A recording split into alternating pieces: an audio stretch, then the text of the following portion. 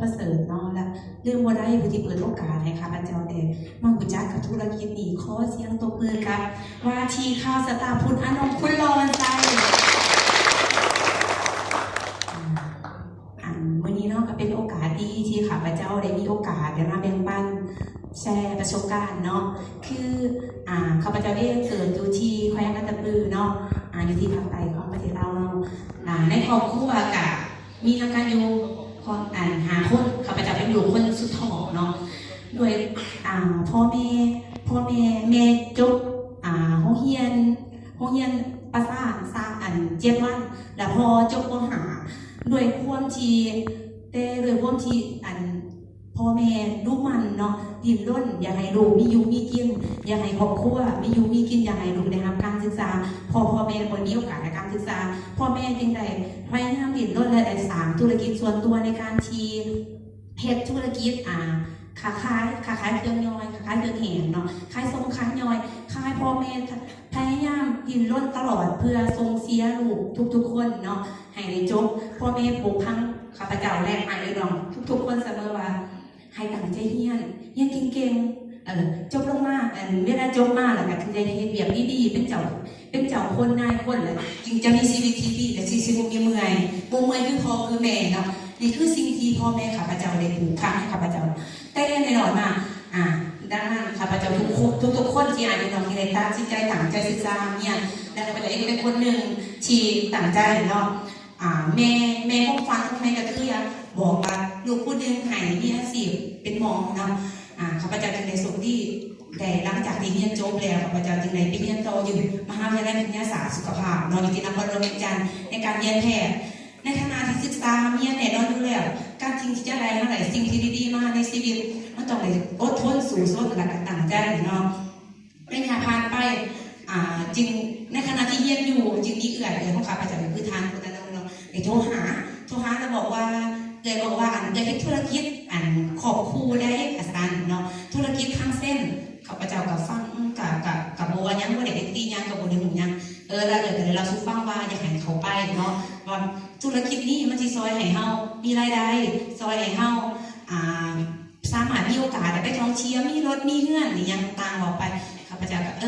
ก็โอเคกับรักษาน้ำใจเอื้อยเนาะก็เลยเกิดความที่ว่ารักษาน้ำใจก็เลยเข้าไปบริษัทเนาะไปโทรหาบ้านแล้วเข้าไปในขณะที่ข้าพเจ้าเข้าไปก็จึงเห็นสิ่งที่ข้าพเจ้าทัดแจ้งที่หนึ่งก็คือว่าเห็นวัฒนธรรมของข้างเส้นเนาะก็คือการเข้ามาทักทายสบายดีในการให้เกียรติกันข้าพเจ้าก็รู้สึกดี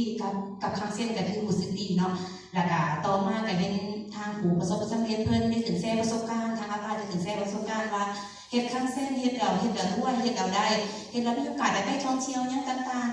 ๆกับฟังแล้วก็รู้สึกดีแต่สิ่งที่ข้าพเจ้า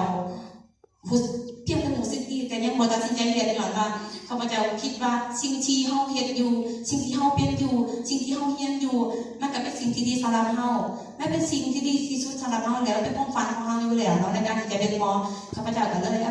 ก็สมัครก็รู้สึกดีเนาะสมัครในการใส่สินค้าใส่ดีในน้ำต่อก็เฮ็ดไปจนหลังจากข้าพเจ้าจบ6 ปีแล้วก็ได้มาเฮ็ดเวียกในขณะที่ข้าพเจ้าเฮ็ดเวียกระยะช่วงเวลา5 ปีที่ข้าพเจ้าได้เฮ็ดเวียกเนาะสิ่งที่ข้าพเจ้าได้ก็คือ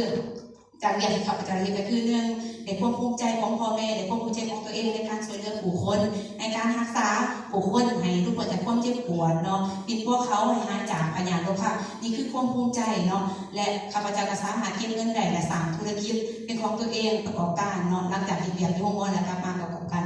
แต่แน่นอนอยู่แล้วสิ่งดังกล่าวสิ่งดีๆที่เขามาดังกล่าวมันก็ต้องมีอันขาดที่ชีวิตเรายังต้องการ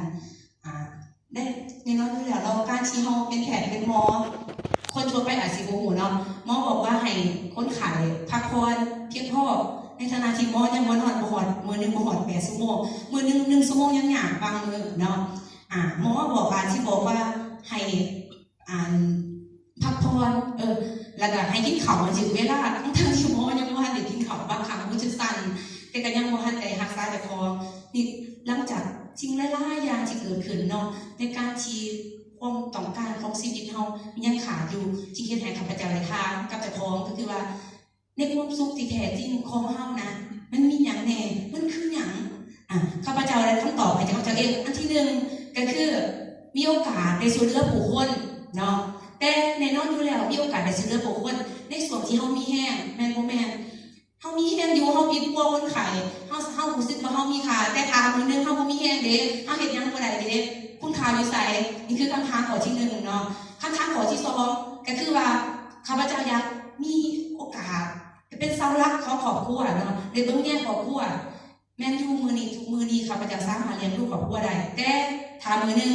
เกิดยังกับข้าพเจ้าเด้ข้าพเจ้าบ่มีแห้งเด้อีหยังสิจะมาจุนเจือครอบครัวยังสิไปเป็นเสาหลักของครอบครัวได้ทุกอย่างมันขึ้นกับแม่ของข้าพเจ้าเนาะคำถามข้อที่3แน่นอนอยู่แล้วเนาะคนเฮานะเฮ็ดหยังเฮ็ดในสิ่งที่เฮามักเฮาก็อยากได้โอกาสกับสิ่งที่เฮาต้องการคือกันเนาะข้าพเจ้าบ่มีเวลาบางอย่างตัวเองเลยบ่มีเวลาอยู่กับครอบครัวเลยนี่คือสิ่งที่เฮาขาดข้าพเจ้ายังไม่รู้ว่าสิ่งที่เฮาขาดอันนี้อยู่แล้วล่ะสิมีอาชีพหยังเพิ่มที่จะช่วยเติมเต็มในสิ่งที่เฮาต้องการก็จริงมากคือเห็นเนาะคุ้นๆว่าข้ามเส้นเห็นแล้วสำเร็จเลยสามารถถ่ายทอดบุญมรดกให้กับรุ่นลูกหลานได้ข้ามเส้นถ้าสำเร็จแล้วสามารถมีโอกาสมีเวลาไปท่องเที่ยวมีอิสรภาพทั้งด้านการเงินก็เลยคิดหาข้ามเส้นเนาะในตอนนั้นข้าพเจ้าจะได้โทรหาทางอัพไลน์คือทางตรงนั้นว่าสิตั้งใจเฮ็ดข้ามเส้นสิเฮ็ดอะไรทางอัพไลน์ก็เป็นเลยลงมาเนาะลงมาแล้วซอยข้าพเจ้าจะได้ศึกษาเดี๋ยวนี้ข้าพเจ้าอยู่ตำแหน่งลูกพิสตาแน่นอนอยู่แล้วการที่เฮาเฮ็ดหยังเฮ็ดทุกอย่างมันต้องมีเงื่อนไขมันต้องมีความลำบากมันต้องมีความเสียสละในระยะ5 ปีที่ข้าพเจ้าเรียนข้าพเจ้าบ่เคยเสียใจบ่เคยเสียดายเพราะมันเฮ็ดให้ข้าพเจ้าได้รู้ว่าในการที่เฮาจะสำเร็จสิ่งใดสิ่งหนึ่งในการที่เฮาจะได้สิ่งใดสิ่งหนึ่งดีๆมามันต้องได้ใส่ความอดทนใส่ความพยายามกับความตั้งใจเนาะบ่มีสิ่งใดที่ได้มาง่ายๆบ่มีสิ่งใดที่ได้มาโดยสิบังเอิญเนาะและข้าพเจ้าก็จึงเลือกเปิดโอกาสให้กับตัวเองศึกษาข้าพเจ้าก็ได้มีตั้งเป้าหมายนอนตั้งเป้าหมายว่าข้าพเจ้าสิอยู่ในตำแหน่งนี้และตั้งเป้าว่าในเดือน3วันที่30ข้าพเจ้าสิขึ้นตำแหน่งเพอร์สตาร์ให้ได้เนาะก่อนที่ลงพิธีข้าพเจ้าได้มีคติเตือนใจอันหนึ่งเนาะที่อยากจะมาแชร์สู่ฟังมันว่าจงภูมิใจในความสำเร็จของพ่อแม่แต่อย่ามีของในเรื่องขั้นสามความสำเร็จให้กับตัวเองเนาะขอคืนเวทีกับเป็นที่สวยของหางเนาะ